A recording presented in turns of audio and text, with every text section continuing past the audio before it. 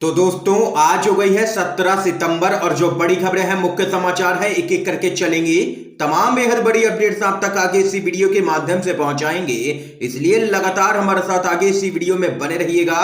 तो वहीं दोस्तों खबरों की तरफ चलने से पहले आप लोगों से एक छोटा सा निवेदन है कि अगर आप लोग भी यूपी के विधानसभा चुनाव में सत्ता परिवर्तन की लहर को देखते हैं तो अब इस वीडियो को लाइक कीजिएगा, चैनल को सब्सक्राइब करके बेल के आइकन को जरूर दबाइएगा दोस्तों, और किसानों के समर्थन में कमेंट बॉक्स में कमेंट करना बिल्कुल भी मत भूलिएगा। जय जवान जय किसान। तो आइए दोस्तों पहली बड़ी खबर आप लोगों को बताते चलें। युवा हल्ला बोल, प्रधानमंत्री नरेंद्र मोदी के जन्मदिन पर आज मनाया जाएगा जुमला दिवस। जी हां दोस्तों, युवाओं के लिए रोजगार की मांग उठाने वाले एक राष्ट्रीय युवा आंदोलन युवा हल्ला बोल ने प्रधानमंत्री नरेंद्र मोदी के जन्मदिन 17 सितंबर यानी कि आज जुमला दिवस मनाने की यहां पर घोषणा की है। इसके तहत युवा सोशल मीडिया पर तो अभियान चलाएंगे ही, और वहीं देश के अलग अलग राज्यों में भी रैली निकाली जाएंगी, और वहीं इस दौरान बेरोजगार युवा आंदोलन करके मोदी सरकार की सच्चाई को उजागर करेंगे जनता के सामने, और वहीं इसलिए इसका नाम यहां पर जुमला दिवस रखा गया है। युवा हल्ला बोल के अनुसार यह देश में बढ़ती हुई बेरोजगारी के खिलाफ एक राष्ट्रव्यापी युवा आंदोलन है। आप लोगों को बताते चलें, यह सब तब हो रहा है जब बीजेपी सरकार की हर मोर्चे पर विपक्ष आलोचना कर रहा है। कृषि कानूनों पर किसान आंदोलन से बीजेपी को जबरदस्त चुनौती मिल रही है। देश की आर्थिक स्थिति बिल्कुल भी ठीक नहीं है।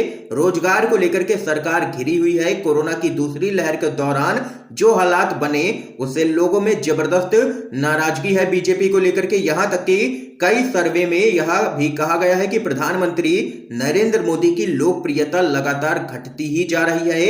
ये यहां पर दोस्तों देख सकते हैं कि पीएम मोदी के जन्मदिन यानी कि आज यहां पर मनाया जाएगा जुमला दिवस। एक और बड़ी खबर बताते चलें, क्या हरियाणा में भी बदलेगा मुख्यमंत्री का चेहरा? मनोहर लाल खट्टर दिल्ली तलब, पीएम मोदी से की है 1 घंटे बातचीत। आप लोगों को बताते चलें, हरियाणा के मुख्यमंत्री मनोहर लाल खट्टर को यहां पर अचानक दिल्ली बुलाया गया है, जहां पर उन्होंने पीएम नरेंद्र मोदी से मुलाकात की है। सीएम खट्टर पीएम से मिलने उनके आवास पर पहुंचे। दोनों ही नेताओं के बीच करीबन 1 घंटे तक बैठक चली है, और वहीं सूत्रों के अनुसार ऐसी भी खबर सामने निकल के आ रही है कि अब बीजेपी संगठन गुजरात के बाद हरियाणा में भी बड़ा बदलाव करने की तैयारी कर रहा है। गौरतलब है कि एक एक करके कई राज्यों में बीजेपी ने अभी तक यहां पर मुख्यमंत्रियों के चेहरे बदले हैं। शुरुआत की थी उत्तराखंड से, उसके बाद कर्नाटक, और अब यहां पर गुजरात, और उसके बाद देख सकते हैं कि हरियाणा का भी नंबर लगता हुआ नजर आ रहा है, और हरियाणा में भी बदल सकता है मुख्यमंत्री का चेहरा। एक और बड़ी खबर बताते चलें, नितिन पटेल कुछ बड़ा करने की तैयारी में, मुख्यमंत्री बनने की आस लगाए नितिन पटेल डिप्टी सीएम भी नहीं रहे। एक बार फिर से छलक उठा है दर्द, वाघेला से की है मुलाकात। आप लोगों को बताते चलें, गुजरात में नई सरकार के गठन के दौरान मुख्यमंत्री पद की दौड़ में आगे बताए जा रहे नितिन पटेल पहले प्रमोशन नहीं मिलने से नाराज थे, तो अब उप मुख्यमंत्री का पद भी चले जाने से उनका दर्द और भी बढ़ गया है। दिग्गज पाटीदार नेता नितिन पटेल ने भले ही सार्वजनिक तौर पर अपने यहां पर नाराज होने की बात से इनकार करते हैं, लेकिन कुरेदने पर मन की बात जुबान पर आ ही जाती है।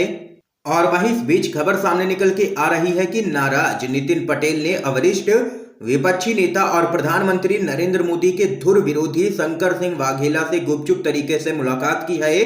दोनों ही नेताओं में क्या चर्चा हुई है यह तो स्पष्ट नहीं है, लेकिन कुछ ना कुछ बड़ा करने की तैयारी में नजर आ रहे हैं बीजेपी के नेता नितिन पटेल। इस बीच एक और बड़ी खबर जान लेते हैं, एयर इंडिया के लिए बोली में बड़ा फर्जीवाड़ा हुआ है। बीजेपी सांसद का गंभीर आरोप, कहा ले जाएंगे पूरे मामले को कोर्ट के अंदर। आप लोगों को बताते चलें, बीजेपी के सांसद सुब्रमण्यम स्वामी ने एयर इंडिया के लिए लगाई जा रही बोली को फर्जी करार देते हुए एक बार फिर से केंद्र की मोदी सरकार को कटघरे में खड़ा किया है। अपने ट्विटर अकाउंट से उन्होंने एयर इंडिया की नीलामी के मामले को लेकर के केंद्र की मोदी सरकार पर सवाल उठाते हुए कहा है कि एयर इंडिया के लिए की जा रही नीलामी पूरी तरीके से फर्जी है। तो यहां पर दोस्तों देख सकते हैं कि बीजेपी के सांसद सुब्रमण्यम स्वामी बढ़ाएंगे मोदी सरकार की मुश्किलें, और यहां पर उन्होंने कहा है कि एयर इंडिया के लिए बोली में बड़ा फर्जीवाड़ा हुआ है, इसलिए इस पूरे मामले को लेकर के वहां कोर्ट जाएंगे। एक और बड़ी खबर बताते चलें, बीजेपी के नेता शुभेंदु अधिकारी को लगा है तगड़ा झटका। शुभेंदु अधिकारी सहकारी बैंक के चुनाव में टीएमसी से हारे हैं। चेयरमैन पद से हटाए गए। पश्चिम बंगाल विधानसभा में नेता प्रतिपक्ष शुभेंदु अधिकारी को करारा झटका लगा है। नंदीग्राम में राज्य की मुख्यमंत्री ममता बनर्जी को पराजित करने वाले शुभेंदु अधिकारी को टीएमसी के हाथों हार का सामना करना पड़ा है। अब आप लोगों को बताते चले, मिदनापुर स्थित विद्यासागर केंद्रीय सहकारी बैंक के चुनाव में शुभेंदु अधिकारी को टीएमसी से 14-0 मत से पराजित होना पड़ा है और उन्हें बैंक के अध्यक्ष पद से भी हटा दिया गया है। ये यहाँ पर दोस्तों देख सकते हैं कि टीएमसी ने शुभेंदु अधिकारी को दिया है बड़ा झटका। एक और बड़ी खबर जान लेते हैं। अलीगढ़ में पीएम मोदी के कार्यक्रम के बाद मची है भयंकर लूट। जिसके हाथ जो भी लगा वही लेकर के भागा है। पीएम नरेंद्र मोदी ने अलीगढ़ में राजा महेंद्र प्रताप सिंह राज्य विश्वविद्यालय की आधारशिला रखी थी। इसे आगामी यूपी विधानसभा चुनाव से भी जोड़ करके देखा जा रहा है। और वहीं इस बीच आप लोगों को बताते चले, खबर सामने निकल के आई है, मोदी के इस कार्यक्रम के लिए आगरा व अलीगढ़ मंडल से लोगों को लाने का प्रबंध किया गया था, किंतु कार्यक्रम के बाद मौके पर अव्यवस्था फैल गई। खाने पीने की सामग्री के लिए लोग ऐसे टूटे कि उन्हें संभालना कठिन हो गया और ये सभी बीजेपी के कार्यकर्ता बताए जा रहे हैं। इस घटना का एक वीडियो भी सोशल मीडिया पर अब वायरल हो रहा है, जिसमें लोग खाने का सामान और जो भी उनको मिल रहा है वह उठा करके भागते हुए नजर आ रहे हैं। इसके साथ ही एक और बड़ी खबर आ रही है सामने। लखनऊ में अखिलेश यादव ने किया है चुनावी शंखनाद। किसानों से बोले अब बस 3 महीने की बात है, समाजवादी पार्टी की सरकार आ रही है। उत्तर प्रदेश की राजधानी लखनऊ में समाजवादी पार्टी के मुखिया और यूपी के पूर्व मुख्यमंत्री अखिलेश यादव की उपस्थिति में भाजपा और बसपा के कई नेता समाजवादी पार्टी में शामिल हुए हैं। इस दौरान अखिलेश यादव ने कहा है कि समाजवादी का कारवां निरंतर बढ़ रहा है। अखिलेश यादव ने कहा है कि राज्य में जिला पंचायत के दौरान जितनी गुंडागर्दी हुई है ऐसी पहले कभी नहीं हुई थी, लेकिन अब जनता को सब कुछ दिखाई पड़ रहा है। अखिलेश यादव ने आगे कहा है कि सूबे में लूटपाट इस कदर बढ़ गई है कि खुद बीजेपी के नेता भी अब सुरक्षित नहीं है। उनके घरों में भी डकैतियां पड़ रही हैं, उनकी जमीनें हड़पी जा रही हैं। अखिलेश यादव ने आगे कहा है कि बीजेपी सरकार ने किसानों के साथ धोखा किया है, नौजवानों और महिलाओं के साथ यहां पर जुमलेबाजी की है बीजेपी ने। और वहीं इस दौरान अखिलेश यादव ने कहा है कि पीएम मोदी और सीएम योगी ने कहा था कि जैसे ही 2022 की जनवरी आएगी किसानों की आमदनी दोगुनी हो जाएगी। इसलिए हम किसानों से कहना चाहते हैं कि अब महज 3 महीने की ही बात है, जनवरी में आपकी आमदनी दोगुनी होने जा रही है और समाजवादी पार्टी की सरकार आने जा रही है। ये यहाँ पर कहना है अखिलेश यादव का। एक और बड़ी खबर बताते चलें।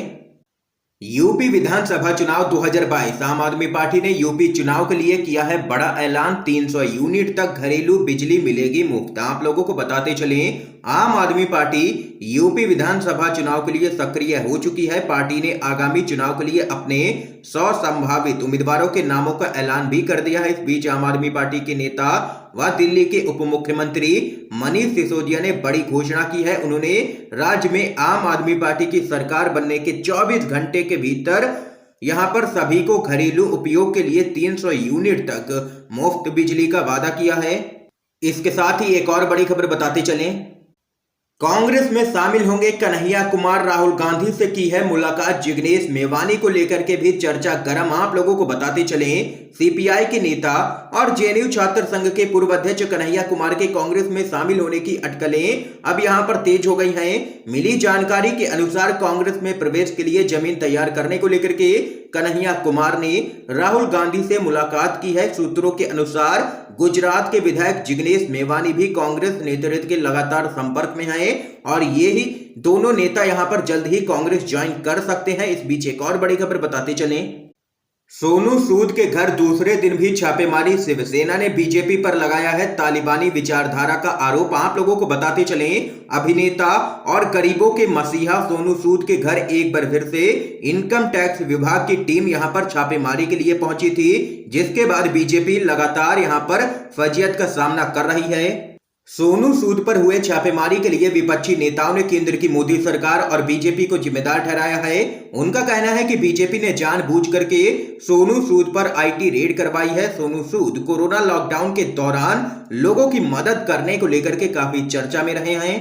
और वहीं इस पूरे मामले को लेकर के बीजेपी की पूर्व सहयोगी और महाराष्ट्र के सत्तारूढ़ शिवसेना ने बीजेपी की आलोचना की है। शिवसेना के प्रवक्ता मनीषा ने यहां पर कहा है कि सोनू सूद को टारगेट किया जा रहा है। शिवसेना ने भाजपा पर तालिबानी विचारधारा का भी आरोप लगाया है और जबरदस्त तरीके से इस पूरे मामले को लेकर के केंद्र की मोदी सरकार को घेरा है। दोस्तों, इस समय के सभी मुख्य समाचार थे जो हमने आप लोगों तक पहुंचाए हैं U&VDB के माध्यम से। इन खबरों को लेकर के आप लोगों की क्या कुछ राय है जरूर बता सकते हैं कमेंट बॉक्स में कमेंट करके। वीडियो अगर पसंद आया हो तो लाइक कीजिएगा, ज्यादा से ज्यादा शेयर कीजिएगा ताकि आप सभी के दोस्त भी इन खबरों को जान सकें। वीडियो देखने के लिए दोस्तों आप सभी का बहुत बहुत धन्यवाद। जय हिंद, जय भारत।